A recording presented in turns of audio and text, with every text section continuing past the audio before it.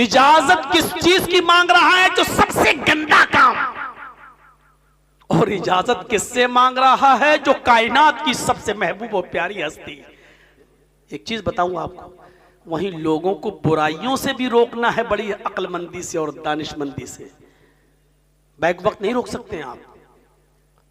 कितनी बार बोल चुका हूं, जो बारातों का सिस्टम है और इतने इतने लोग बाराती बन के जाते हैं, आप रोक देंगे? बैक वक्त नहीं रोक पाएंगे। और फिर एक बारात में 50 किस्म की खुराफात, आप रोक देंगे? नहीं रोक पाएंगे। बुराइयों को भी रोकने में बड़ी हिकमत होनी चाहिए। और उसका एक वाकया आपको सुना दूं, सुना होगा आपने, लेकिन मैं सुनाता हूं, जरा सुनिए। अल्लाह के नबी के पास एक शख्स आता है, अल्लाह के रसूल के पास एक शख्स, और आकर कहता है कि अल्लाह के नबी, मुझे जिना की इजाजत दीजिए। इस चीज को समझने की कोशिश करिए आप। इजाजत किसकी मांग रहा है? जिना की। और मांग किससे रहा है? मुहम्मदुर रसूलुल्लाह सल्लल्लाहु अलैहि वसल्लम से। दो चीजें समझ लीजिए, पूरी तकरीर समझ में आ जाएगी। इजाजत किसकी मांग रहा है? जिना की। और मांग किससे रहा है? नबी अकरम से। इजाजत किस चीज की मांग रहा है? जो सबसे गंदा काम। और इजाजत किससे मांग रहा है? जो कायनात की सबसे महबूब और प्यारी हस्ती। दोनों चीजों को देखिए आप। सबसे गंदा काम जिना, और जिना की परमिशन किससे मांग रहा है? जो कायनात की, दुनिया की सबसे ज्यादा महबूब और प्यारी हस्ती।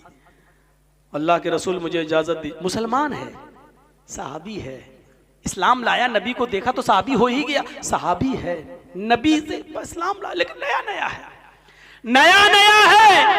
अल्लाह के रसूल, इजाजत दीजिए मुझे। किस बात की? मुझे जिना करना है। दूसरे साहबा कर, हट, चुप, भाई जिना की इजाजत कोई भी मांगे? यहां तो कोई बीड़ी पीते आ रहा है, मौलाना जर्जीस को देख रहा हूं। अदब, एहतराम, ठीक है। सोचिए कि वो कैसी कौम थी जो जिना की इजाजत मांग रही है, और किस कौम को सुधारने के लिए मोहम्मद रसूलुल्लाह को भेजा गया, जो ये भी नहीं जान पा रही है कि जिना की इजाजत अब किससे मांग रहे हैं। सोचो कैसे लोग रहे होंगे वो। और समझाने वाला साहबा कर रहे हैं, चुप चुप, एक तो डांट रहे हैं, चुप। अल्लाह के नबी सल्लल्लाहु अलैहि वसल्लम के अल्फाज देखो। आपने सहाबा से कहा, नहीं डांटो नहीं। आप भी कह सकते थे, चुप चुप चुप, बदतमीज, कैसी इजाजत मांग रहा। आप कुछ भी कह सकते थे, आप नबी थे, नबी का मकाम बड़ा था, आप डांट सकते थे साहबी को, लेकिन आपने नहीं डांटा। आपने साहबा से कहा नहीं। और जो जिना की इजाजत मांग रहा था उससे क्या कहा? उदनु मिन्नी, मेरे करीब आओ और पास आ जाओ मुझसे। करीब बिठा दिया। सहाबा बैठे हैं और जो जिना की परमिशन मांग रहा था उसको अपने करीब कर लिया। मस्जिद है, अल्लाह का घर है, अल्लाह के घर में जिना की परमिशन मांग रहा है एक सहाबी, और अल्लाह के रसूल उसको, सहाबा घूर रहे हैं, सहाबा बुरी नजरों से देख रहे हैं। ऐसा लग रहा है जैसे सहाबा पर कयामत फट पड़ी, जमीन फट पड़ी और सहाबा धंस जाए। ऐसा लग रहा था कि कितने गंदे काम की इजाजत किससे मांग रहा है। सहाबा को ऐसा महसूस हो रहा है। और ये मोहम्मद रसूलुल्लाह के पास बैठा, आपने कहता रहा, और अल्लाह के रसूल उसको करीब कर रहे हैं। मस्जिद में भी है और नबी के करीब भी है। आपने कहा, अब बोलो क्या बोलते हो? अल्लाह के नबी वो जिना करेंगे। कोई है? ओ इंतजाम सब है मेरे पास, बस परमिशन दे दो। आपने कहा ठीक है। ओहो, अंदाज देखिए। आपने कहा भला क्यों नहीं? भला मैं तुम्हें इस काम से कैसे रोक दूं? तुम मुझसे परमिशन मांग रहे हो, मैं तुम्हें कैसे खाली हाथ जाने दूं, कैसे तुम्हें रोक दूं? लेकिन मेरे जाने से, तुम जिना के लिए जाने से पहले मेरे 2-3 सवालों के जवाब दे दो। अंदाज देखिए। जो काम तुम उस लड़की के साथ करना चाहते हो, क्या वो काम तुम अपनी मां के साथ करने के लिए तैयार हो? जो चीज उस लड़की के, उस औरत के पास है, वो चीज तुम्हारी मां के पास भी है। क्या तुम अपनी मां के साथ जिना करना पसंद करोगे? इतना सुनना था, तन बदन में आग लगी। कौन सा शरीफ इंसान होगा जो अपनी मां के बारे में ये तसव्वुर कर ले? लेकिन तन बदन में आग लगने के बाद भी वो नबी अकरम से कुछ नहीं कह सकता था, क्योंकि आप ये नहीं कह रहे हैं कि अपनी मां के साथ जिना करो, बल्कि आप ये कह रहे हैं क्या तुम अपनी मां के साथ जिना करना पसंद करोगे? क्या तुम्हें अच्छा लगेगा? उस नौजवान ने कहा, फिदा का बी व उम्मी या रसूल अल्लाह, आए मोहम्मद सल्लल्लाहु अलैहि वसल्लम, मेरे माँ बाप आप पर कुर्बान न, अल्लाह के नबी, मेरी माँ मेरे बाप आप पर सदके जाएं, आप पर कुर्बान जाएं। ऐसा कौन सा शरीफ इंसान होगा जो अपनी माँ के साथ जिना करेगा? आपने कहा, शराफत को कौन तार तार कर सकता है? अच्छा, माँ के साथ ना करो, कोई बात नहीं, अगर बहन के साथ ये जिना करना पसंद करोगे, चलिए माँ तो शरीफ आदमी नहीं जाएगा माँ के साथ जिना करने, क्या ये काम तुम अपनी बहन के साथ करना पसंद करोगे? वो चीख पड़ा, अल्लाह के रसूल, कोई शरीफ इंसान अपनी बहन के साथ भी जिना नहीं कर सकता। आपने कहा, क्या तुम ये काम अपनी बेटी के साथ करना पसंद करोगे? तीर पे तीर, लेकिन अंदाज बड़ा सुहाना, अंदाज बड़ा दिल को छू जाने वाला। ये नहीं कह रहे कि अपनी बेटी के साथ चाह कर ले, नहीं, ये कह रहे हैं क्या तुम अपनी बेटी के साथ करोगे?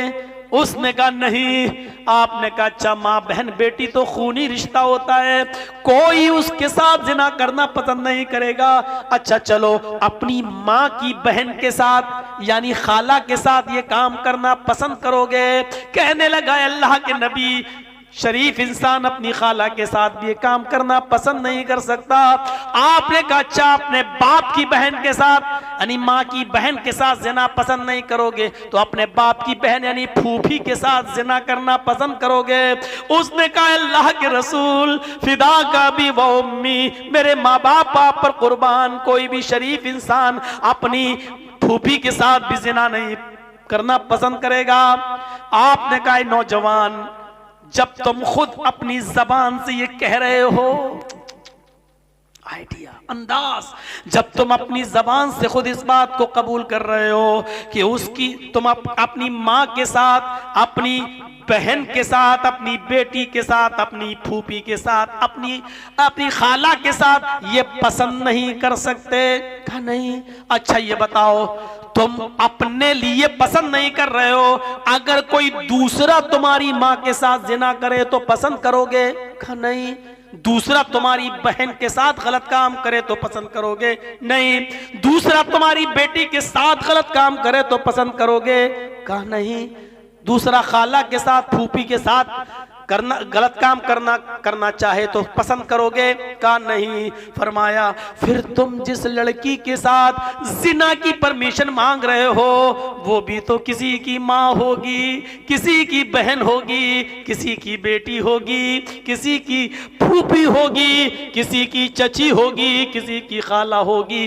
फिर उसको अगर पता चलेगा कि तुमने ऐसा किया है, तो वो कैसे पसंद करेगा कि हमारी बहन के साथ जिसने मुंह काला किया वो इस दुनिया में जिंदा रहे? वो कैसे पसंद करेगा जिस तरह तुम नहीं चाहते हो कि मेरी माँ, मेरी बहन, मेरी बेटी, मेरी खाला और मेरी फूफी के साथ कोई गलत काम करे, तो दूसरा कैसे गवारा करेगा कि तुम किसी की माँ, बहन, बेटी के साथ गलत काम करो? अंदाज अच्छा था, दिल को छू जाने वाला था। अब बताओ तुम्हारा क्या इरादा है? उस नौजवान ने अपना सर आगे बढ़ा दिया और कहा, अल्लाह के रसूल, मेरे सर पर हाथ फेर दीजिए और मेरे लिए अल्लाह से दुआ कर दीजिए कि अल्लाह मुझे इस जिना की बदतरीन बुराई से बचा ले, मुझे महफूज फरमाए। अल्लाह के नबी सल्लल्लाहु अलैहि वसल्लम ने उसके सर पर हाथ रखा। अल्लाह के नबी सल्लल्लाहु अलैहि वसल्लम ने उसके सर पर हाथ रखा और फरमाया, आय अल्लाह इस नौजवान की नजरों की हिफाजत फरमा, आय अल्लाह इस नौजवान को जिना जैसे बदतरीन जुर्म से इसकी हिफाजत फरमा ले, इसको बचा ले। उस नौजवान का बयान है, उस नौजवान का बयान है, सुनन बैहक़ी के अल्फाज हैं, उस नौजवान का बयान है कि अल्लाह के नबी सल्लल्लाहु अलैहि वसल्लम ने मेरे लिए ये दुआ की थी कि अल्लाह इस नौजवान को जिना से महफूज फरमा, इसको इस बदतरीन बुराई से बचा ले।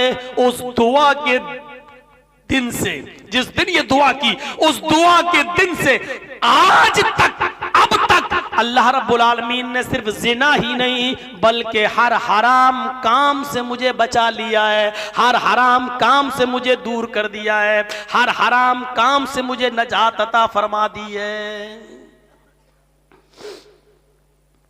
नबी अकरम की दुआ का यह असर हुआ।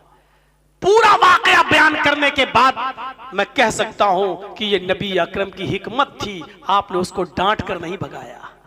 आप चाहते तो इस बुराई से रोकने के लिए कह सकते थे, चुप, शर्म नहीं आती, कितना बुरा काम तुम करने के लिए मुझसे परमिशन लेने आए हो। और हम लोगों के अंदाज में, क्या तेरे घर में मां बहन नहीं है, हम कह सकते थे किसी को भी, लेकिन मोहम्मद रसूलुल्लाह ने उसको किस अंदाज से समझाया, जरा तसव्वुर कीजिए कि उसके दिल में कैसे बात बैठ गई। इसलिए मैंने कहा कि नेकियों का हुक्म तो होशियारी से, लेकिन जब बुराइयों से किसी को रोकना पड़े तो उसमें भी दूरअंदेशी, उसमें भी हिकमत होनी चाहिए। हमारा सख्त लहजा किसी को बुराई से रोकने के बजाय उसको और बुराई करने पर मजबूर कर सकता है। कभी आपने देखा होगा बुराइयां जब करते हैं, अच्छा किसी को डांटा, अब और जिद में आके करेगा, नहीं अब तो हम और करेंगे। कभी आपने देखा होगा गुस्से में आदमी फिर उस काम को और ज्यादा करने की कोशिश करता है, और ज्यादा कोशिश